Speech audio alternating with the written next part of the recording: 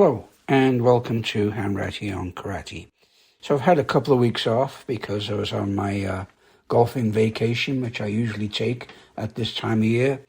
Went through some wonderful country in British Columbia. We're staying in Canada these days with all of the excitement down south. Anyway, so I was looking through Facebook, catching up on my posts, and I saw a really sad picture of the old Liverpool Red Triangle Karate Club building. The facade is looking pretty sad these days, really dilapidated and run down. And it's such a shame because this building, well, the whole area really has amazing history. And about 8 to 10 years ago, I did post a little history on the building on Facebook and got quite a few remarks on it. So I thought I'd revisit that. And I did a deep dive into the building because it always seemed to me to be such a unique building. For those of you who don't know Liverpool, I know a lot of you do, but if you don't know Liverpool in England, it's a great port city. It's on the banks of the River Mersey, which is quite a large river, flows right out into the Irish Sea. And I'm very familiar with it because I went to sea there as a lad and sailed on the pilot boats and also went deep sea from Liverpool. Either side of the Mersey, on one side you have the Wirral Peninsula, which is between two rivers, Mersey and the Dee. The Dee is non-navigable, it continually silts up, but the Mersey is navigable. But the bank on the north side of the Mersey slopes upward from the river. The downtown area is kind of flat, it's got beautiful buildings, one of the largest Georgian buildings in Europe sits on a plateau there, St. George's Hall. If you ever go there, it's really worth visiting. It's a fantastic place. But as I say, the hill rises from the city centre up to what we called Everton Brow. This is Everton Road. And so it's quite a steep hill. If you're coming up there, you'll chug along on a bus and you'd have a hard job riding it on a bike, especially an old bike. Right opposite the Liverpool Red Triangle, there's a place called Clark Gardens. Now, it never used to be Clark. I think it's Clark Gardens. Might be Grant Gardens. Anyway, it used to be known as the Necrophilia because it was a giant graveyard. There's something like 85,000 bodies buried in there. But they turned it into a park. Don't see too many people in there, not when I was training at the Triangle anyway. But going back to the Triangle, long before anybody threw a punch or key-eyed inside the walls, I'll just give you a little background on it. So the building began life in the early 1800s as 3 Georgian houses. So Everton at that time wasn't in the dense urban district down below. It was a hillside suburb. It was quite breezy and popular with Liverpool's rich merchant classes. Now, how they made their money I'm not going to go into because it's a little bit controversial.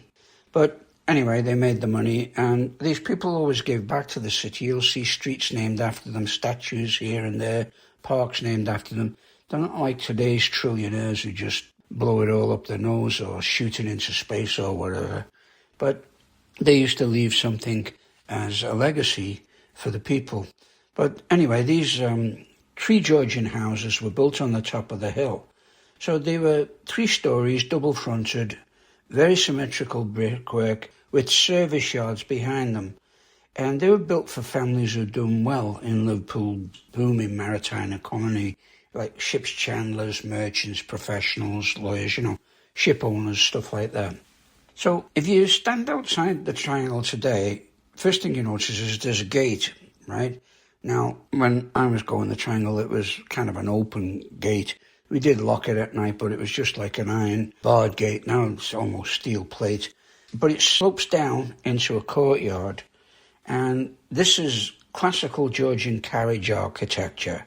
Carriages climbing up the steep hill from the city centre, you needed to change horses at the top. You'd have to put fresh horses, kind of like a post house.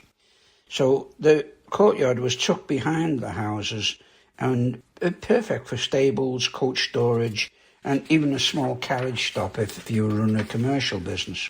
Now, I can't confirm that it was a coaching station because I can't get into the Liverpool City archives. I'd have to send them a letter. They'd charge me a fee for searching all the way through it.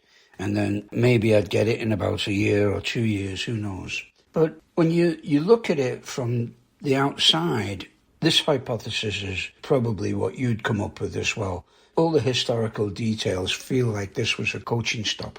What happened is everything changed in 1884. So these places were built around about 1820. And then in 1884, the War Office bought the three houses and merged them all into a single structure.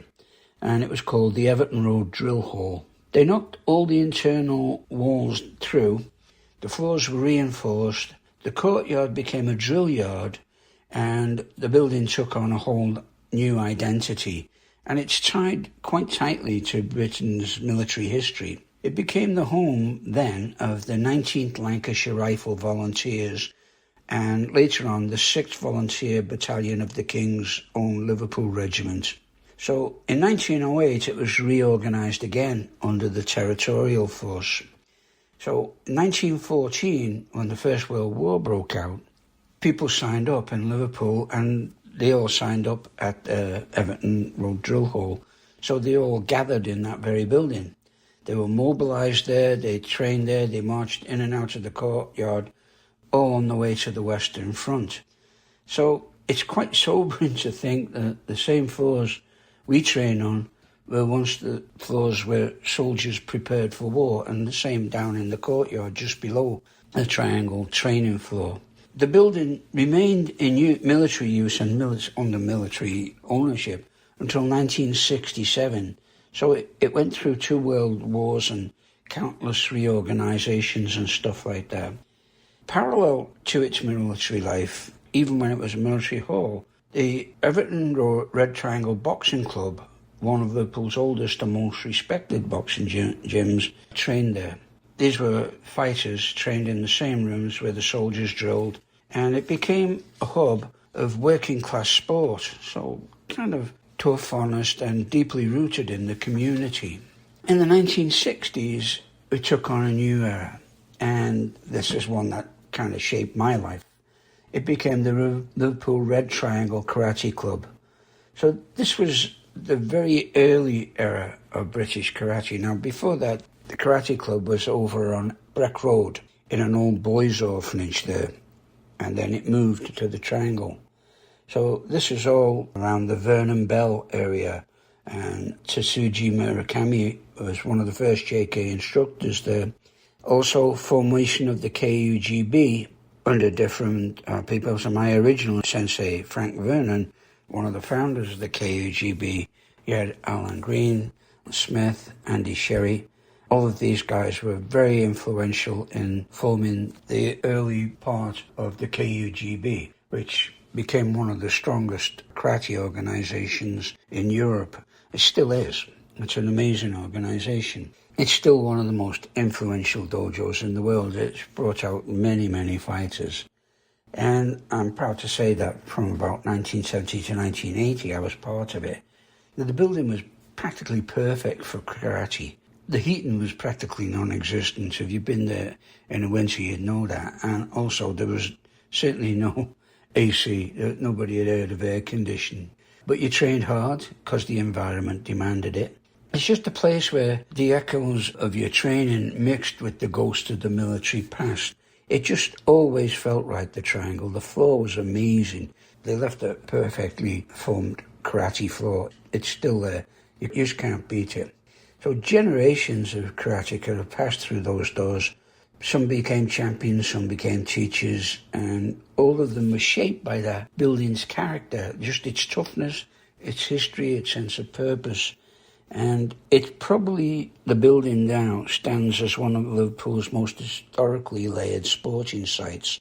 So you think about its journey from Georgian home to merchant families, possible carriage stop at the top of the hill, Victorian drill hall, World War I mobilisation point, a century of boxing, 7 decades of karate history, and few buildings in Britain can claim a story like that. Some of them different histories, of course, and certainly magnificent histories. But for me, the history of this place is, it's in the blood that I left on the floor, along with the sweat and everything else. And everybody who ever trained there knew that. So it's more than just bricks and mortar. It's where we learn discipline, resilience, respect. It's a place that kind of shaped who we became.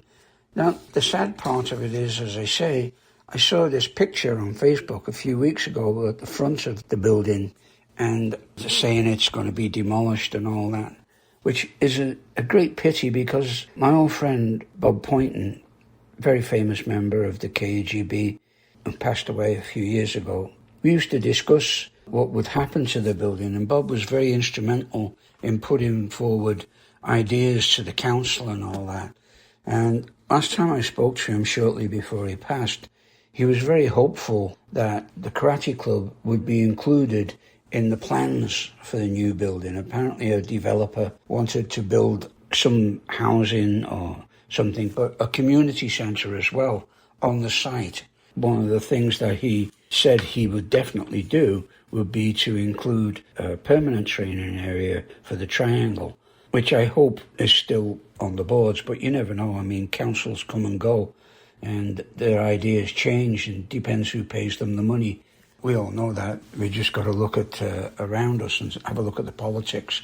It'd be such a shame if the history of this building went down the drain. It's like everything else. If you notice, when they want to develop something, the first thing they do is they let the building that's there start to fall apart, and they let it fade, and they let it go into disuse and disrepair. And then they say, oh, look, it deserves to be condemned, when they could probably refurbish or renovate it to a standard that it would be a credit to the community and still keep the history alive that's in there. It would still stand out and be part of that. But just to knock it down, you're knocking down the efforts of all those people from the early 1800s, the merchants, the soldiers, everybody who's ever had anything to do with that building. You're taking that history and you're just throwing it on the rubble heap. And I just don't agree with it. And it's not because I have this connection with the triangle. I think that's the same with a lot of buildings.